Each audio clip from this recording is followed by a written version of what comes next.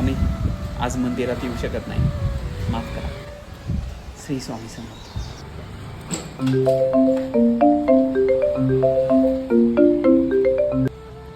Hello, हां बाहेर पडलोय, 5च मिनिटात पोहोचतोय.